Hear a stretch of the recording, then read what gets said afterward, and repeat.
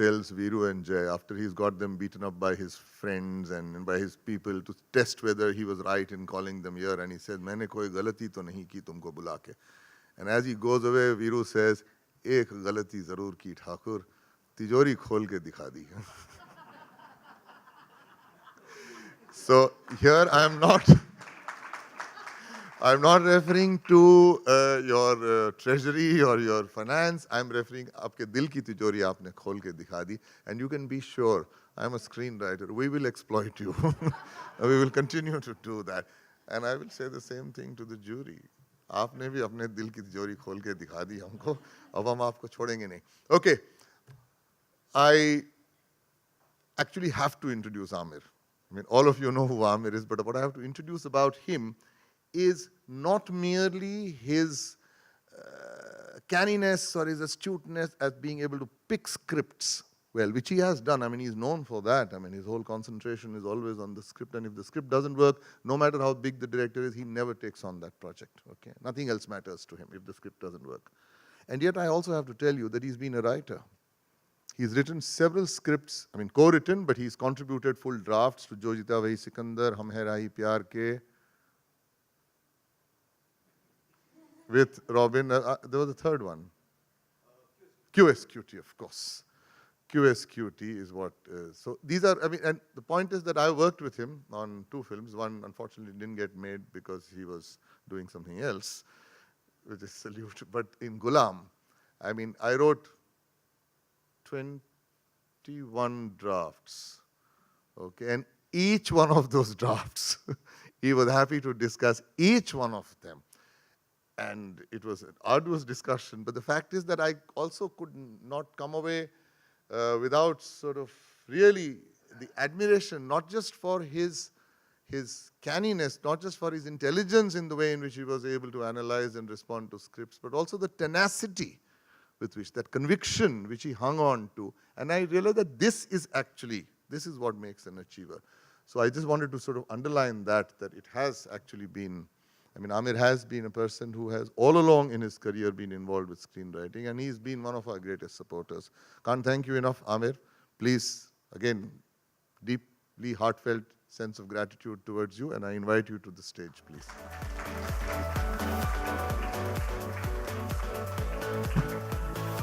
And I request you to please share your thoughts about the contest. A few words, please. Hello, everyone. सबसे पहले तो ये बहुत ही उम्दा कॉन्सेप्ट है ये कॉन्टेस्ट रखने का, और सिनेस्तान ने जो किया है, इससे एक मौका मिलता है देश भर में और देश के बाहर से भी लोगों को कि वो अपनी कहानियाँ भेजें, जो उनके मन में है वो बोल पाएँ. और उसके साथ साथ हमारी इंडस्ट्री के लिए ये बहुत ज़रूरी है कि हमें और ज़्यादा से ज़्यादा राइटर्स मिलें, और ये जो कोशिश है to develop writers and get more and more people into it, and then also, you know, hopefully hone their craft, is a wonderful attempt, and I'm happy कि अंजुम और रोहित ये कर रहे हैं, और मुझे बड़ी खुशी है कि मैं इसका एक हिस्सा हो सका हूँ. 100 से ज़्यादा स्क्रिप्ट्स आपने कहा आपने पढ़ी, मैंने तो जो मुझे भेजी गई वही पढ़ी हैं, और मैं ये कहूँगा कि इन सारी स्क्रिप्ट्स में मुझे एक बहुत ही अच्छा राइटर नज़र आया. अलग अलग कॉन्सेप्ट्स हैं, कैरेक्टर्स बड़े अच्छे डेवलप किए हैं. The craft is pretty well honed, and I was quite happy and impressed to read all the scripts. It was very engaging. It was great fun reading them. And I'm someone who loves stories. मुझे कहानियाँ सुनने का बहुत मज़ा आता है मुझे. तो मैं किताबें भी बहुत पढ़ता हूँ, तो आप लोगों की कहानियाँ जो मैंने पढ़ी मुझे बहुत मज़ा आया. Thank you so much. It was very entertaining. And I'm just glad to be a part of this process, and hopefully this will result in, you know, our level of writing improving, and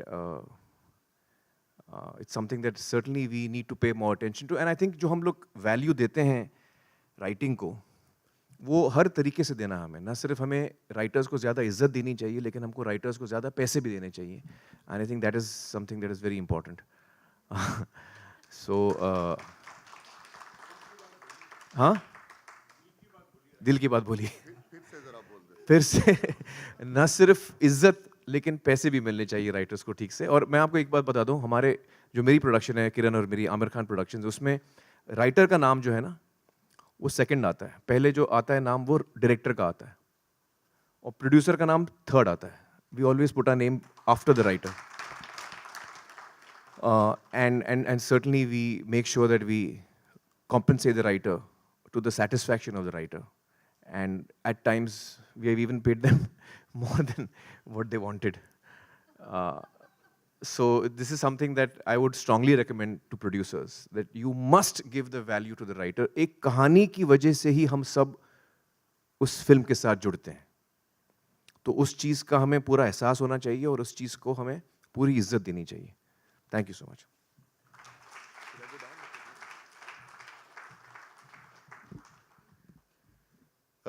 Unfortunately, Raju's not with us because he's been traveling and we couldn't sort of manage to coincide the dates of all the jury members. So we had to take a call here. However, we do have our other jury member with us, who's clearly regarded today as one of the finest writers in Hindi popular cinema, who's given us 3 films of which she's written the story, screenplay, and dialogue on her own.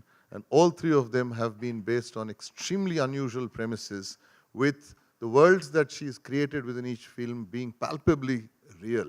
And that seems to be her forte, that she's able to situate characters in worlds whereby there is an organic relationship between the two, and therefore the story seems to just flow out of what the characters feel in those circumstances, rather than it appearing in any way, even for a second, constructed. And that screenwriter, as you all know, who we have celebrated over the last few years, is Ms. Juhi Chaturvedi. I please invite her onto the stage.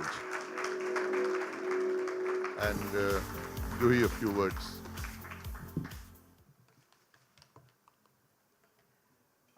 Rohit and Cinestaan, really grateful to make me a part of this process. Because while, yes, I have written films and they have sort of worked, they've connected with people, but as a writer or as a thinking person, I just feel that when I was reading all the scripts, I felt I was evolving a lot more. When you read your stuff, and when you read somebody else's stuff. And for not 1 minute, I felt that it had any gimmick or it was written to win an award. And another very important point I would like to make, that we all, I'm asked this question many times, that as a woman, what do you think? Should there be more women writers in the industry to have more sensitive films, or films which are more women-oriented and they understand those sentiments? But like Anjum said, that I got to know the names only today, and I was surprised that there was such brilliant writing, and each character, each female character in all the scripts was so beautifully etched out, and it wasn't a woman that was writing. There are 5 guys who are sitting over here, and it's amazing. So we don't need a woman writer or a man writer. We just need sensitive writers. We just need people who understand emotions. We need to understand men equally. We need to understand women beautifully. And it's only then beautiful films will come out, beautiful scripts will come out. And it's just really amazing how well you have written, all of you. I thank you for giving this kind of content. And I really hope that this reaches everyone. It should be made into film. I'm so happy.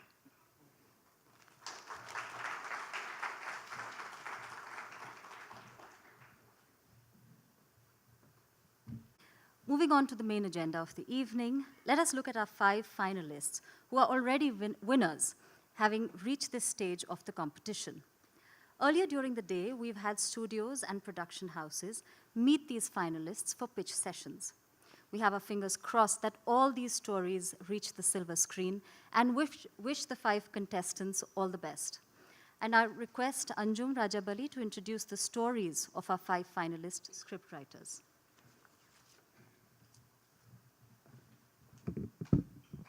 Thanks, Sukhpreet. This is a bit of a challenge because I have also grown very close to your stories to be able to extract just a few lines. Also, I don't want to give away much of the specifics and the uniqueness of that, so forgive me if I am a little clumsy in my formulation of your central premises.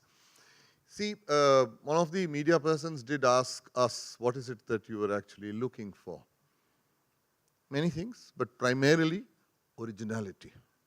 As the Raghavan brothers sitting there will affirm repeatedly that that has been the challenge of the Indian film industry, to develop confidence, not just for writers in themselves, but also for producers and directors, to develop confidence in the original voice of the writers, and to trust that.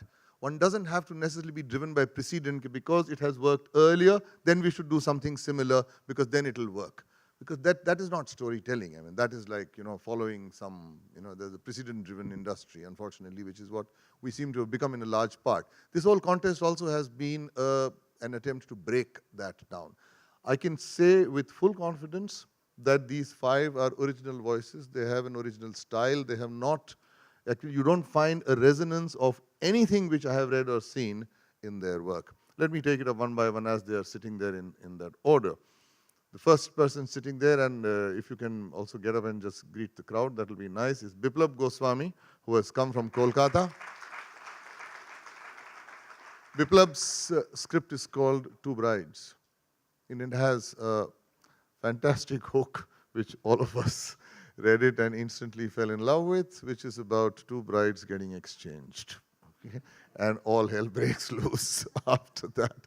And the thing is that he has written it in a way where the texture of the milieu that he has created, at the same time the kind of individuality of these 2 women and their 2 individual husbands and their families is so distinctive that you feel as if you know them. I mean, we haven't had enough time to interview him to find out exactly where he got his material from, but the opening scene is a scene described in a crowded train. It's really a crowded train, which is where the mix-up takes place. You could actually feel that. You could feel the sweaty smell. You could feel the sort of, atmosphere, which was all very oppressive, and people waiting to just get off. Beautifully created. And this is what we're beginning to find. And Biplab's not a professionally trained writer at all. I mean, none of them are trained writers. And yet there seems to be this talent in them to be able to express themselves with such an experiential approach to writing. So that's what Biplab's story is about. Next to him, the person who's sitting is Rajdeep. Rajdeep, aap thoda sa khade ho jaye. Rajdeep is a journalist from Guwahati. Okay, and aap kabhi Bombay nahi aaye ho. He's never come to Bombay. I mean, like, how wonderful is that? I mean, how many of us are so lucky to have never come to Bombay? So Rajdeep's story also is wonderful. It's called Ishkology. And the whole premise is based on the conflict between science and truth, where his position is that the character says that science is based on evidence, is based on something which has already been proven, whereas trust doesn't need proof. Okay, trust just needs a belief and a faith and perhaps love for the other person, where he believes that there can be no meaningful love without trust. So if he loves his wife, then he trusts his wife, and it doesn't matter about the proof of there's a whole mix-up about whose kid is it. So that's what the whole thing is about. And once again, very real. The whole texture is very experiential. So thank you very much for that pleasure that you gave us. And he says, what? Ishkology is something bigger than technology. I mean, I am imploring him to change the title, because Ishkology actually doesn't reflect the dignity, I'm sorry to say this, of the script. But think about it. Soch lo zara uske baare mein. The person sitting next to him is from Kochi. You're from Kochi? Yeah. That's Christo Tomi. It's crazy. Christo Tomi has written an entire script which is set in one location. Okay, and it's raining cats and dogs. It's the Kerala flood which is going on, and a person has died, and they just have to wait for the rain to stop so that they can get him buried, and the rain won't stop. And as a result of that stay, that claustrophobic sort of stay which takes place as a result of the rain, where everybody is paralyzed in that house, all kinds of relationships begin to unravel. And all kinds of questions and betrayals and deceits and breach of trust suddenly begins to happen. And the entire family, by the end of it, their whole nature of the network of relationships has changed completely. Their whole world has turned upside down, merely because of the fact that they had to wait there before the rain to stop so that they could bury that damn corpse. Okay? So again, beautifully thought of. I mean, somewhere. And he says that actually he did have this experience, because in 2005 it was raining again, there were floods, and his grandfather had passed away, and for 5 days, you said, For 8 days they had to wait there locked up while the body was there and there was a danger of the body decomposing. And he said the way in which I saw the family going through this turbulence in their relationship, that is what seemed to have fascinated him and created a memory which led to this particular film. Next to him is our good friend Sagar Pandya. His story is completely different from the others in terms of its genre. It's a thriller. It's a thriller where the protagonist is a woman. Okay, and it's a revenge drama. It's written very competently. All of us were quite impressed with the style, and we knew that there must be somebody who's experienced. So Sagar may not be a hugely established writer, but he certainly, I mean, I happen to know because I do know him and I've known him since 2001, been writing damn near continuously. And he's really perfected his craft of writing. So it's written, it's crafted rather well. Okay, and engaging and throbbing, very different from these other very personal, small place stories, etc. So well done, Sagar. And of course, the last but not the least, sitting on that side is Satyan Bordoloy, who's a documentary filmmaker and generally a man about town, let me put it that way. His story is titled, Sagar's story is titled Sniper. And Christo's title I didn't give you, it's called The Funeral. Satyan's story is titled, Who Will Marry Thomas? And it's once again set in a remote forest where the only link between the forest and between the hamlet and the city is a bus. One lone bus, which is their lifeline. And when that lifeline gets threatened, relationships start falling apart. Marriages which are to be done suddenly don't happen because people feel, I don't want to marry my daughter into a place where there's no connectivity. Okay, so everybody is desperate. They almost worship that damn bus. And that bus is merely what Hitchcock would call a MacGuffin, because the real story is about what happens to this village and what happens to this family. And there's a widow, and then there's a disappeared father who everyone's looking for. There is a man who's obsessed with the forest, who doesn't want a wife, and the mother going around trying to ask everybody, who will marry Thomas? Again, done in a very light-hearted way, though it has a slightly serious undercurrent. But the treatment is very light-hearted. Once again, as Juhi pointed out, in all these stories, there are strong women characters, well-defined women characters, with their femininity uncompromisingly intact and distinctive. So kudos to that. That's another feather in your caps. Thank you very much. That's a matter of great hope for us.